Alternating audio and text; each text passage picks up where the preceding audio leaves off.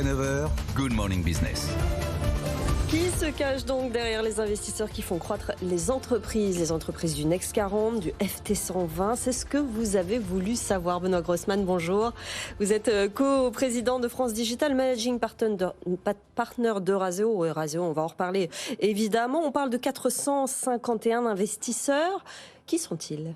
Alors déjà, ce qu'on a voulu indiquer, c'est qu'on a plein de belles sociétés en France. C'est les sociétés qui sont listées dans le fameux indice du Next 40, qui ont vocation un jour peut-être à remplacer le CAC 40, peut-être pas en totalité. Donc les jeunes pousses, la French Tech en quelque sorte. Les jeunes pousses, donc il y en a 40, plus il y en a 80 autres pour former l'indice du FT 120. Donc on a voulu mettre en avant qu'il y a plein de belles sociétés, mais ça on le savait déjà. Cet indice existe depuis 2 ans. Et on a voulu montrer dans cette étude que les investisseurs qui investissent dans ces 120 belles sociétés sont assez divers. C'est-à-dire qu'il y a beaucoup d'investisseurs français, heureusement, une petite moitié. 42%. Voilà, c'est ça. Oui. Et une autre petite moitié d'investisseurs non français, essentiellement américains, ce qui est plutôt bien, ce qui montre un peu l'attrait de la French Tech. Quand on attire des investisseurs hors de sa base locale, ça veut dire que les sociétés sont plutôt belles, on le savait, maintenant on en est sûr. Ça va de plus en plus vite. On a pu voir récemment que les levées de fonds étaient de plus en plus importantes, donc ça montre vraiment l'attrait de la French Tech.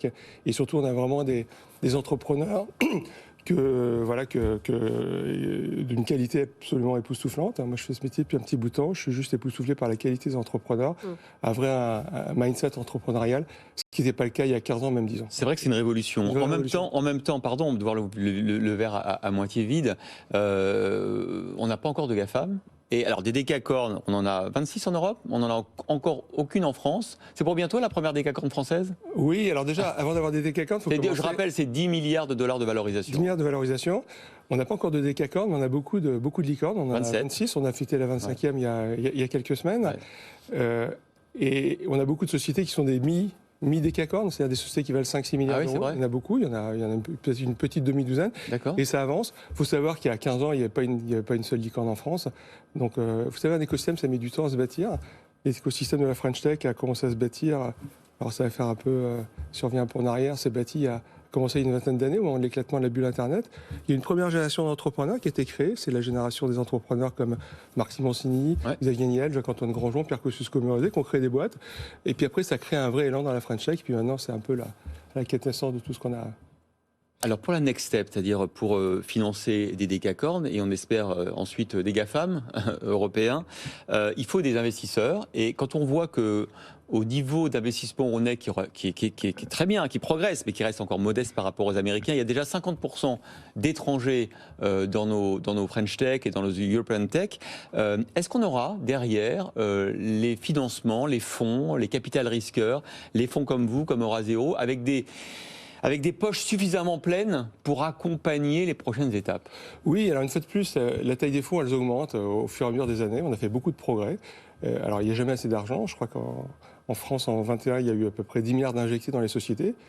C'est 2 fois plus qu'en 2020, qui avait été déjà exceptionnel. Donc voilà, ça prend son temps, ça grossit beaucoup.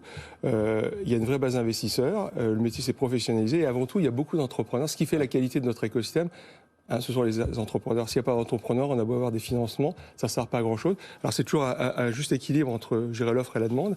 Et aujourd'hui, on arrive à une qualité qui est juste époustouflante, et ce qui provoque l'attrait des fonds étrangers, notamment américains. Mais justement, est-ce que c'est pas problématique ? À chaque fois, on se pose la question quand on voit tous ces fonds américains qui sont dans le financement de ces entreprises. Non, c'est pas problématique. Moi, je dis toujours, quand il y a de la concurrence, c'est une bonne et une mauvaise nouvelle. La mauvaise nouvelle, c'est qu'il y a de la concurrence. Donc, en tant qu'investisseur de chez Eurazeo, il faut se lever plus tôt le matin, se coucher plus tard le soir.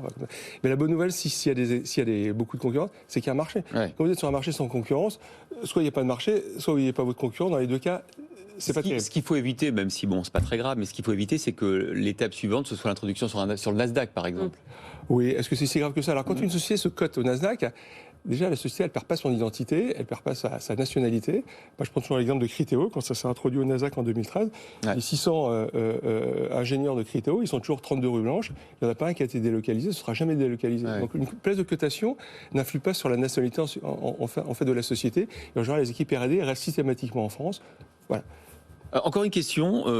Aujourd'hui, le gouvernement organise le sommet Scale Up Europe à Bercy pour aider justement à la création de licornes et de décacornes européennes. Est-ce que c'est à la France d'organiser ça ? Est-ce qu'on a des leçons à donner aux autres pays ? Les Anglais ont plus de licornes que nous, les Allemands aussi. Voilà. Je ne sais pas si on donne des leçons. Tout ça va dans le bon sens. Bon. Je crois que plus on en parle, mieux c'est. Plus il y a des financements, mieux c'est. Et enfin, aujourd'hui, on a la chance d'avoir un gouvernement depuis un petit bout de temps qui est assez pro-business. Et on le voit aujourd'hui dans les chiffres. Voilà. Et je voudrais juste conclure en disant que le 9 mars, on organise avec France Digital ainsi que une demi-douzaine d'associations du numérique, une grande journée qui s'appelle le pitch des candidats, où on va faire pitcher tous les candidats à la présidentielle pour leur parler, pour qu'eux nous parlent de leur politique du numérique. Et à ce jour, beaucoup de candidats se sont déclarés présents. Donc c'est le 9 mars au Cirque d'Hiver.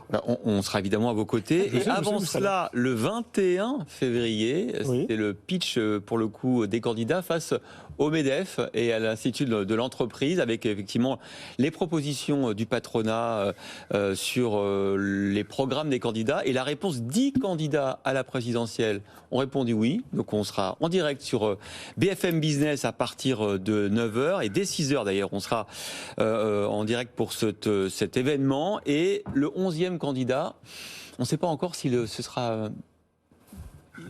porté candidat à cette date-là, on l'espère en tout cas. Mais bon, en tout cas, on aura déjà 10 principaux candidats qui ont répondu oui à l'appel. Merci Benoît Grossman, coprésident de France Digital et managing partner d'Eurasio. Eurasio, qui est le premier investisseur.